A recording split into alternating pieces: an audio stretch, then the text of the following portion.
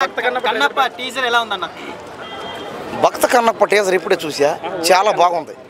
ఎందుకంటే ఇందులో మనం చూసి నేర్చుకోవాల్సినట్టు చాలా ఉన్నాయి దేంట్లో సినిమాలు. కాబట్టి భక్త కన్నప్ప టీజర్ చూస్తుంటేనే సినిమా ఎప్పుడెప్పుడు వస్తుందా, సినిమా ఎప్పుడెప్పుడు చూడాలని ఎక్స్పెక్టేషన్స్ అంచనాలు పెరిగిపోతున్నాయి. ఎందుకంటే ఈ సినిమాను మనం అందరూ ఖచ్చితంగా చూడాలి, ఆదరించాలి, అభిమానించాలి. ఎందుకంటే ఇలాంటి సినిమాలు ఈ రోజుల్లో చాలా తక్కువే. పైగా ఇలాంటి క్యారెక్టర్లు చేసేవాళ్ళు కూడా చాలామంది తక్కువ. దయచేసి ప్రభాస్ గారి ఫ్యాన్స్ అందరూ చూడాలి. ఇంకా అదేవిధంగా మన మంచు యష్ణ అతని ఫ్యాన్స్ కూడా సినిమా చూడాలి. ఇంకా అదేవిధంగా మలయాళంలో కూడా మోహన్ లాల్ ఆయన ఫ్యాన్స్ కూడా ఈ సినిమా చూడాలి.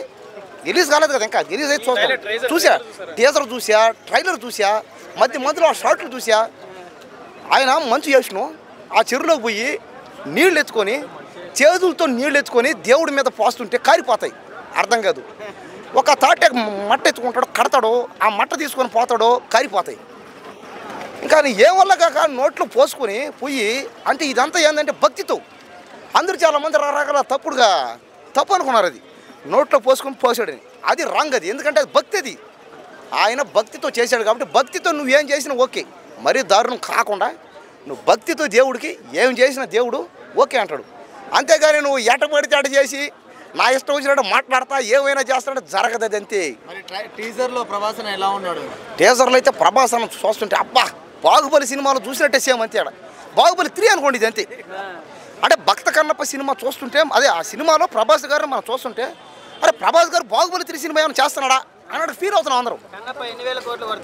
ఖచ్చితంగా ఈ సినిమా భక్త కన్నప్ప సినిమా 10,000 కోట్లు పక్క ఇది.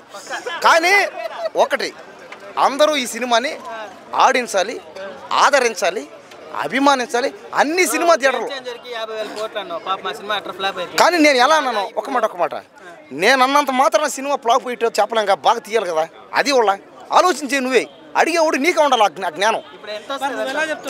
నేను చెప్తా ఒక నిమిషం, అభిమానిగా నేను చెప్పిన అవునే ఈ సినిమా ఎట్టుందా బాగుంటుంది ఏమో చెప్పలేం కదా. ఇప్పుడు పుష్ప సినిమా 2,000 కోట్ల దాకా ఓకేనా వస్తే ఈ సినిమాకి దేనికి రాదు అంటే ఈ సినిమాలో కష్టపడి తీస్తే దేనికి రాదు. అది వాళ్ళకు ఉండాలి, ఎవరికి హీరోలకి డైరెక్టర్కి ఉండాలి. అరే మనం ఏం చేయలేమని ఖచ్చితంగా చేస్తేమో చెప్పలేం కదా. ఆ సినిమా ఏముంది హాలీవుడ్ సినిమాలనే రికార్డు బ్రేక్ చేస్తేమో చెప్పలేం కదా. ఎందుకు ఏమో చెప్పలేము. అదే 10,000 కోట్లు వస్తుందో 1,00,000 కోట్లు వస్తుందో తర్వాత సంగతి. కానీ వస్తుందని మన నమ్మకం. ఇప్పుడు సినిమా హిట్ అవుతుంది అనేది నమ్మకం. అదేవిధంగా దేవుడు ఉన్నాడు అనేది నమ్మకం. కాబట్టి దేవుడు ఉన్నాడు అని నమ్మాలంటే ఈ సినిమా మనం చూడాలి. ఒక నిమిషం వస్తున్నా. కాబట్టి ఖచ్చితంగా ఈ సినిమా ఎంత గ్రాఫిక్సా, ఈ సినిమాలో గ్రాఫిక్స్ ఉన్నా సరే గ్రాఫిక్స్ ఉందా అన్నట్టుగా లేదు ఇక్కడ. అది రియల్. అవును తాత, ఒక నిమిషం తాత. అంటే దేవుడి సినిమా కాబట్టి రియల్గా ఉంది ఇది చూడడానికి. బాగుందని చెప్పు. పట్టుకో 100 days పట్టుకో చెప్తా. నమస్తే తాత. ఒకటి బాగినండి బాబాయ్ చెప్తా.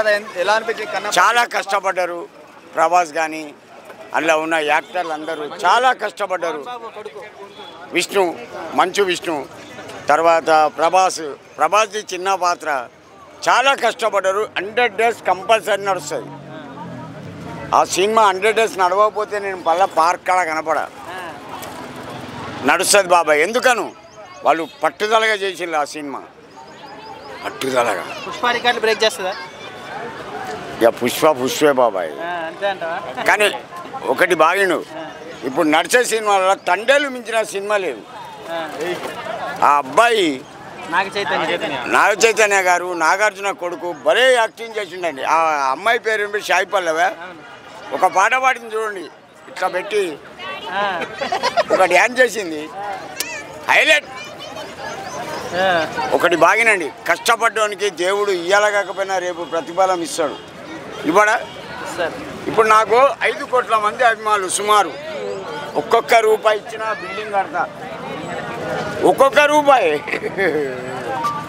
కానీ అవసరంలా నా పిల్లలు మంచిగా వెళ్తే 3 సంవత్సరానికి ఒక బిల్డింగ్ కట్టిస్తున్నాను. కానీ 3 లంగలు. Bye over. బాగా వచ్చిందా?